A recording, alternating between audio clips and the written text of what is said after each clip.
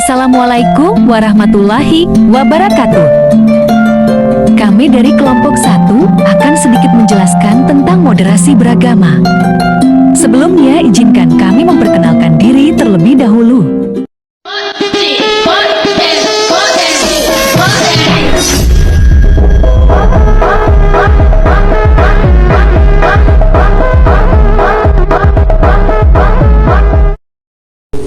Pendahuluan. Indonesia sebagai sebuah negara yang memuat banyak sekali keberagaman yang terdiri dari keberagaman suku, bangsa, bahasa, serta adat istiadat dan agama. Di masa dewasa seperti ini, seringkali terjadi isu tentang radikalisme. Maka di tengah hiruk-pikuk tersebut, permasalahan ini muncullah sebuah istilah yang bernama moderasi beragama. B. Pengertian moderasi beragama menurut bahasa. Kata moderasi berasal dari bahasa Latin yaitu moderatio, yang berarti kesedangan, tidak berlebihan ataupun tidak kekurangan. Adapun dalam bahasa Inggris, kata moderation sering digunakan dalam average, rata-rata, con atau inti, standar atau non-originate, tidak berpihak manapun. Sedangkan dalam bahasa Arab, moderasi dikenal dengan kata wasat atau wasatiyah yang memiliki padanan makna dengan kata tawasud, itidal, dan tawazun. B. Secara istilah pertama, moderasi adalah sikap dan pandangan yang tidak berlebihan, tidak ekstrim dan tidak radikal. Terdapat dalam Quran surat Al-Baqarah ayat 143 yang dirujuk untuk pengertian moderasi di sini menjelaskan keunggulan umat Islam dibandingkan umat yang lainnya. Dalam hal apa saja, Al-Quran mengajarkan keseimbangan antara hajat manusia akan sisi spiritualitas atau tuntutan batin akan kemahadiran Tuhan, juga menyeimbangkan tuntutan manusia akan kebutuhan materi. Kedua, moderasi adalah sinergi antara keadilan dan kebaikan. Inti pesan ini ditarik dari penjelasan para penafsir Al-Quran terhadap ungkapan umatan wasatan. Menurut mereka, maksud ungkapan ini adalah bahwa umat Islam adalah orang-orang yang mampu berlaku adil dan orang-orang baik. Dua, beragama. Secara bahasa memiliki banyak arti. Satu, beragama berarti menganut agama. Dua, beragama berarti beribadat. Tiga, beragama berarti sangat memuja-muja. Secara istilah, beragama itu menebar damai, menebar kasih sayang, kapanpun, dimanapun, dan kepada siapapun. Beragama itu bukan untuk menyeragamkan keberagaman, tetapi untuk menyikapi keberagaman dengan penuh kearifan.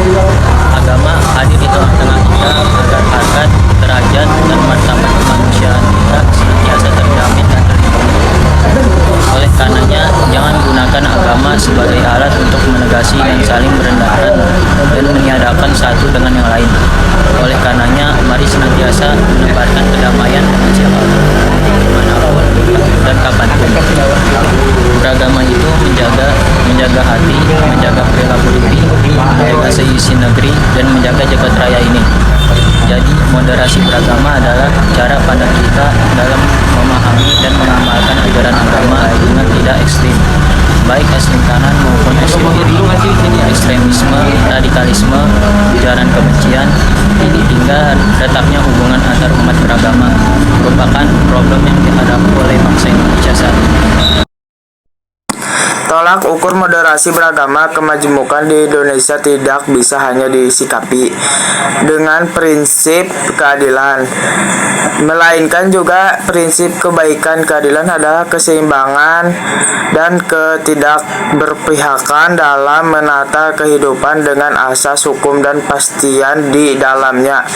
Akan tetapi, keadilan atas adanya hukum formalitas hitam putih secara ringgit juga tidak cukup jika tidak diberi dengan kebaikan, yaitu unsur yang juga melandasi prinsip keadilan. Hukum bisa saja hanya menyentuh aspek permukaan dan tidak memenuhi rasa keadilan sesungguhnya, sehingga perlu ada sentuhan kebaikan. Keadilan adalah dimensi hukum, sedangkan kebaikan adalah dimensi etik. Berikut adalah tolak ukur moderasi beragama, yaitu 1. Seberapa kuat kembalinya penganut agama kembali pada inti pokok ajaran, yaitu nilai kemanusiaan. 2. Kesepakatan bersama. 3. Ketertiban umum.